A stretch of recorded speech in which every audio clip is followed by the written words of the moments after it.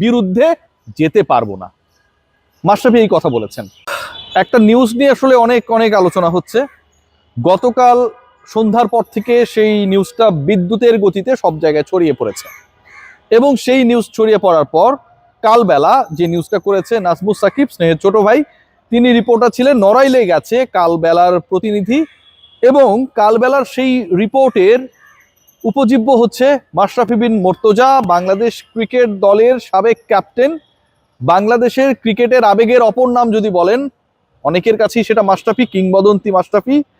মাশরাফি বিন মুর্তজা, তার নড়াইলের বাড়ি, তার সেখানকার অবস্থান, তার ইনিশিয়েটিভসগুলো যেভাবে ছিল সেই ইনিশিয়েটিভসগুলো কোন অবস্থায় রয়েছে, তার বাড়ির চিত্রটা কি, এবং এই ইন্টারভিউর সবচেয়ে গুরুত্বপূর্ণ পার্ট হিসেবে আমরা যে ব্যাপারটা দেখেছি সেটা হচ্ছে মাশরাফি বিন মুর্তজার হয়ে অথবা তাদের পারিবারিক যে সিচুয়েশন, যেভাবে তারা ওই পট পরিবর্তনের পরে সাফার করেছেন, সেটা নিয়ে মাশরাফি বিন মুর্তজার বাবা গোলাম মুর্তজা তিনি কথা বলেছেন মাইক্রোফোনে।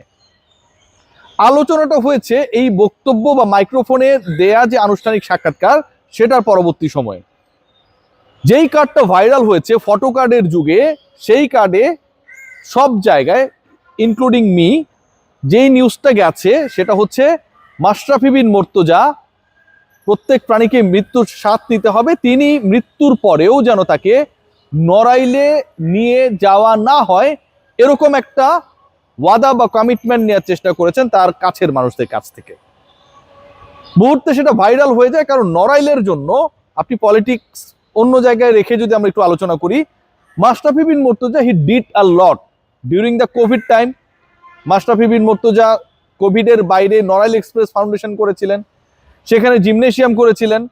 নড়াইলে শুধুমাত্র অ্যাকর্ডিং টু মাশরাফি বিন মুর্তজা একটা ইউনিভার্সিটি তিনি করতে পারেন নাই, বা যেটার সময় তিনি পান নাই অ্যাকর্ডিং টু হিজ স্পিচ।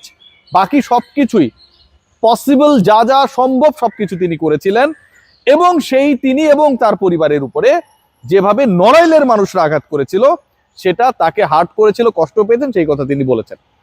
কিন্তু কখনো কোনো সাক্ষাৎকারে, কোনো আলোচনায় মাশরাফি বিন মুর্তজা এটা বলেন নাই প্রিভিয়াসলি যে তার যেন মৃত্যুর পরও শেষ ঠিকানা নড়াইলে না হয় অথবা সেখানটায় নিয়ে যাওয়া না হয়।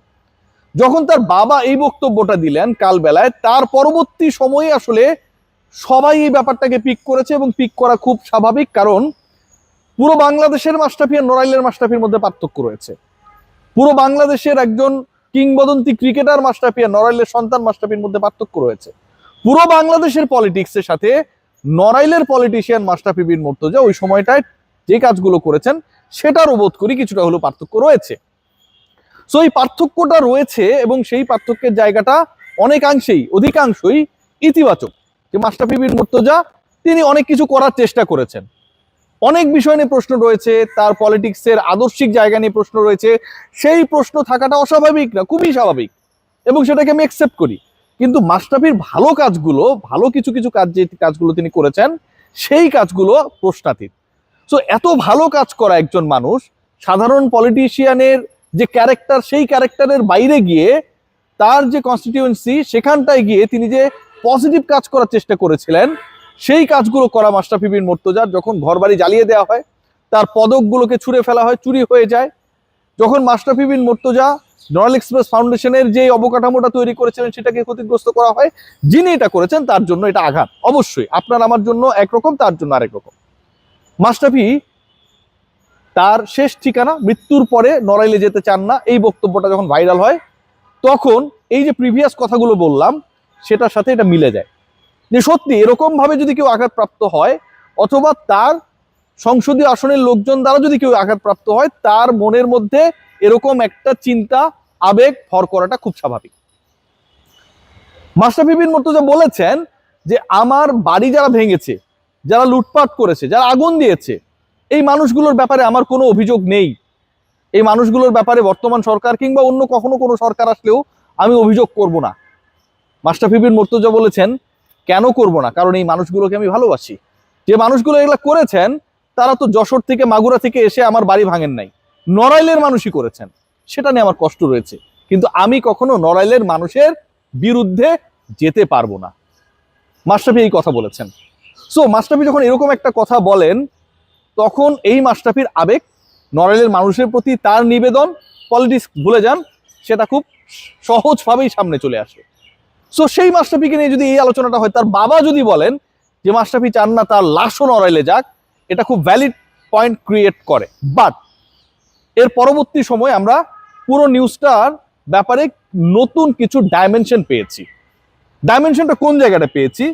কালবেলা যে নিউজটা করেছিল, সেই নিউজটা অন এয়ার হবার পরে যখন এই খবরটা সব জায়গায় ছড়িয়ে পড়ে, তার পরবর্তী সময়ে ওই একই পোর্টাল কালবেলা তারা তাদের যে পোর্টাল রয়েছে সেখানটায় অথবা ওই নিউজের কমেন্ট সেকশনে গিয়ে তারা একটা ক্লারিফিকেশন দেওয়ার চেষ্টা করেছে।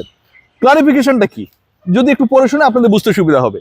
সেটা হচ্ছে, প্রিয় দর্শক, ভিডিওটি প্রকাশের পর মাশরাফি বিন মুর্তজা তার বাবার কয়েকটি বক্তব্য নিয়ে দ্বিমত জানিয়ে কালবেলার সাথে যোগাযোগ করেছেন। তার মানে মাশরাফি বিন মুর্তজার বাবা যে কথাগুলো বলেছেন, কিছু কথার সাথে মাশরাফি বিন মুর্তজা একমত নন, বিশেষ করে মৃত্যুর পর তার লাশ নড়াইলে নেওয়ার প্রসঙ্গটি নিয়ে। মাশরাফি বলেছেন নড়াইলকে তিনি প্রাণের থেকেও বেশি ভালোবাসেন। এরপরে বলা হচ্ছে, সাক্ষাৎকারটি প্রচারের আগে সংশ্লিষ্ট প্রতিবেদক মাশরাফির সাথে যোগাযোগের চেষ্টা করেছিলেন কিন্তু ব্যর্থ হয়েছেন। স্বাভাবিকভাবেই মাশরাফির সাথে এখন আসলে কেউ যোগাযোগের চেষ্টা করলেই সফল হবেন, ভাবার কোনো কারণ নেই, তাই তার বক্তব্য নেওয়া সম্ভব হয় নাই। যোগাযোগ হওয়ার পর আগের সাক্ষাৎকারের কয়েকটি প্রসঙ্গ বাদ দেওয়া হয়েছে। কালবেলার সঙ্গে থাকার জন্য আপনাদের সবাইকে ধন্যবাদ। যেই পয়েন্ট নিয়ে এত আলোচনা হয়েছে, মাশরাফি বিন মুর্তজা তিনি দাবি করছেন যে তার বাবার দেয়া তার লাশ নড়াইলে যেন না যায়, সেই বক্তব্যটা তিনি ধারণ করেন না বা এই বক্তব্য তার না। মাশরাফি যখন সরাসরি যেই প্ল্যাটফর্মে রিপোর্টটা হয়েছে সেই প্ল্যাটফর্মে যোগাযোগ করে এই তথ্য দেন, then you have to trust on Mashrafe more than his father, এবং সেই যে বক্তব্যটা সেটাই আমার কাছে মনে হয় সবচেয়ে বেশি ভ্যালিড। বাংলাদেশে আসলে অনেক বেশি আলোচনা হচ্ছে মাশরাফি সাকিবদের নিয়ে, এবং মাশরাফি সাকিবদের নিয়ে আলোচনা করতে গিয়ে অনেক পক্ষ, অনেক মত, অনেক মতাদর্শ, সব দিকে সবাই যে যার মতো করে ব্যাখ্যা দিচ্ছেন। খুব স্বাভাবিক, সবাই তার কথাগুলো বলবেন, কিন্তু খেয়াল করে দেখবেন এই মাশরাফি সাকিবরা যে রাজনৈতিক দলের সাথে যুক্ত, সেই রাজনৈতিক দলের অনেক নেতাই তো জামিনে রয়েছেন, অনেক নেতাই তো তাদের ঘরে রয়েছেন, অনেক ব্যক্তি যারা এমপি না হয়েও অনেক সুবিধা নিয়েছেন, তারা প্রকাশ্যেই বাংলাদেশে ঘুরে বেড়াচ্ছেন। মাশরাফি সাকিবের তো বাংলাদেশের জন্য, বাংলাদেশের জার্সি পরে বিশাল কন্ট্রিবিউশন রয়েছে, বাংলাদেশের ক্রিকেটের জাগরণের ক্ষেত্রে অসাধারণ অবদান রয়েছে, সেটা তো অস্বীকার করার সুযোগ নাই। কিন্তু যেই মানুষগুলো এরকম কোনো অবদান তো রাখেন নাই, শুধু এমপি হন নাই কিন্তু সকল ধরনের চাটনি খেয়েছেন, আপনার আমার আশপাশে ঠিকই এখন ঘুরে বেড়াচ্ছেন বেশভূষা পাল্টে, তাদেরকে আপনারা কেউ কিছু করছেন না। আর দুজন ক্রিকেটার, একজনের 7 মাসের পলিটিক্যাল ক্যারিয়ার, আরেকজন দুবারের এমপি, তাদের নিয়ে আমরা সবাই পড়ে আছি। অবশ্যই পড়ে থাকুন, দোষ থাকলে বিচার করুন, কোনো আপত্তি নেই, কিন্তু একই সাথে বাকিদের ক্ষেত্রেও যেন জাস্টিস এনশিওর হয়, সেটাও গুরুত্বপূর্ণ। সবাই ভালো থাকবেন।